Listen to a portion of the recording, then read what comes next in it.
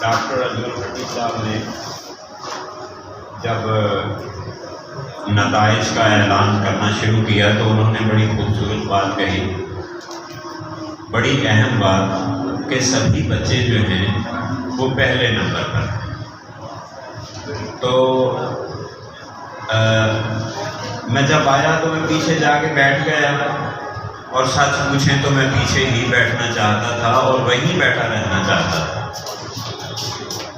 اس محفل میں، اس مبارک محفل میں جو بھی آیا ہے وہ خوش قسمت ہے، وہ جہاں بھی بیٹھے۔ تو یہ نعت کہنا، نعت سننا، نعت پڑھنا عبادت ہے، اور جتنا عظیم عمل ہے اتنے عظیم تقاضے ہوا کرتے ہیں، اتنے عظیم، اتنی احتیاط، ادب، آداب اور احترام جو ہے وہ ہوا کرتا ہے۔ ان چیزوں کا ہمیں خیال کرنا چاہیے۔ اور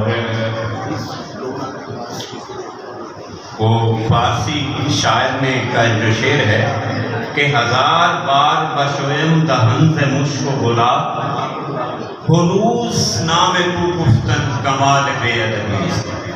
تو اس حلقہ کے جو منتظم ہیں وہ اس مبارک عمل کے لیے مبارکباد کے مستحق ہیں۔